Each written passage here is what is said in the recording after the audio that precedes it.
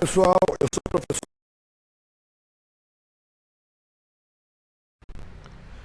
Oi, pessoal, eu sou o professor Fernando César e o assunto de hoje é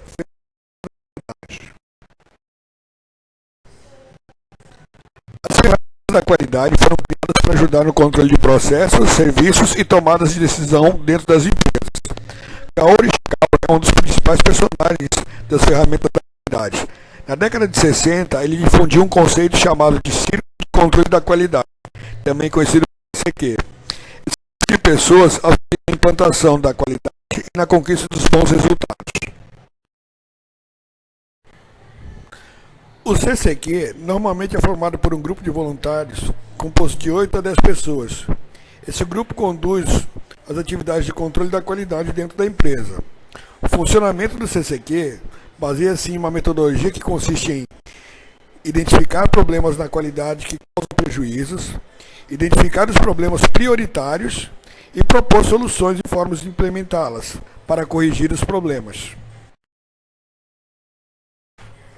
As ferramentas de controle da qualidade mais conhecidas são o fluxograma, o diagrama de Ishikawa, também conhecido por espinha de peixe, a folha de verificação, o histograma, o diagrama de Pareto, diagrama de dispersão, brainstorming e o ciclo PDCA. Nós vamos conhecer algumas delas. Vamos começar pelo fluxograma. O fluxograma é um tipo de diagrama, ou representação gráfica de fatos e fenômenos, e pode ser entendido como uma representação esquemática de um processo ou algoritmo.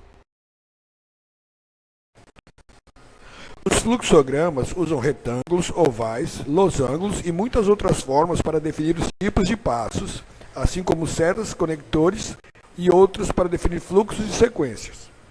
Fluxogramas também são conhecidos por nomes mais especializados, como fluxogramas de processo, mapas de processo, mapeamento de processos, entre outros.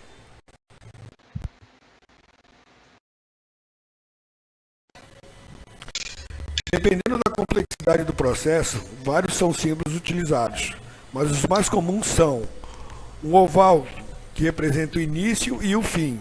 É utilizado sempre para mostrar aonde o processo começa e aonde ele termina. Um losango, que representa uma tomada de decisão dentro do processo, sempre representado por uma pergunta. O retângulo, que é o processo em si, é o símbolo mais utilizado, porque representa uma das etapas ou as etapas dentro de um fluxo do processo. Temos também as setas, que representam um fluxo, ou seja, o caminho que o processo tem.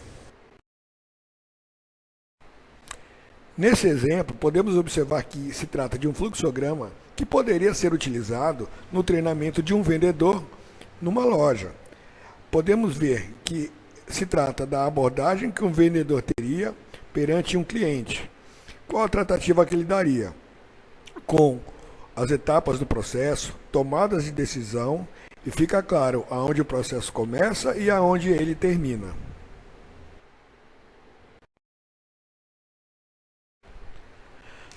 Quando montamos um fluxograma, temos algumas opções, como, por exemplo, mostrar a responsabilidade pela atividade dentro do processo. Aqui fica uma dica: nunca utilize o nome da pessoa, mas sim o cargo que ela ocupa dentro da organização. As pessoas vão, os cargos ficam. Também podemos mostrar o fluxo do processo dentro da organização, mostrando através de uma planta baixa, através dos departamentos. A seguir, vamos ver alguns tipos de fluxograma. O primeiro é o fluxograma de bloco. Ele é considerado um dos mais simples, porque ele não apresenta tomadas de decisão, nem conectores, e mostra simplesmente o fluxo do processo e suas etapas. Eles podem ter sentido horizontal ou sentido vertical.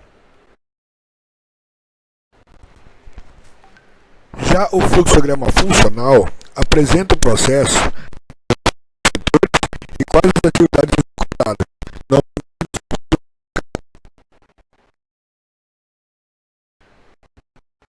programa apresenta o processo dentro de uma mostrando em que momento cada etapa do processo vai acontecer. O fluxograma geográfico apresenta qual o caminho percorrido pelo processo.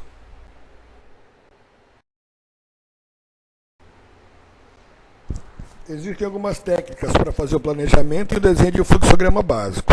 Para começar, você tem que identificar onde você quer chegar. Qual é a finalidade desse fluxograma? Você tem que conhecer bem o processo. Converse com quem participa dele, entrevista, faz uma análise, acompanha. Seja detalhista.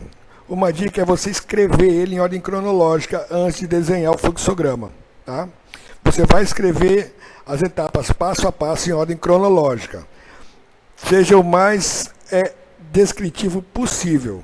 Mas na hora que for fazer o fluxograma, tenta ser o mais simples possível. Não entre em detalhes na hora do desenho, mas detalhe na hora da escrita.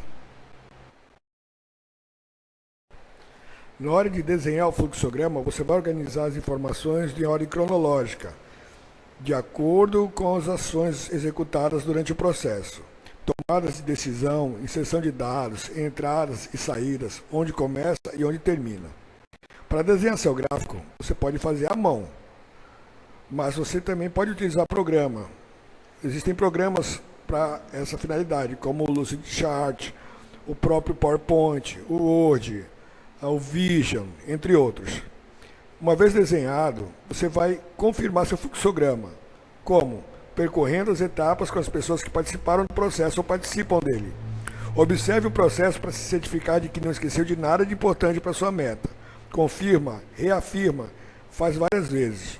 A ideia de um fluxograma é que quem olhar o fluxograma consiga executar o processo baseado no que foi desenhado. Vamos dar mais uma olhada nesse fluxograma.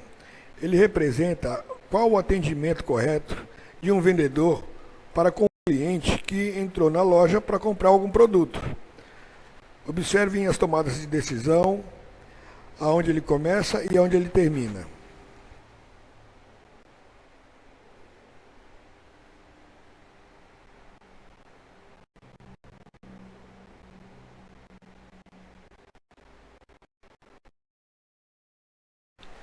Agora, está na hora da gente verificar se você entendeu o conceito de fluxograma e como ele funciona. A gente se encontra lá na sala de aula, até daqui a pouco.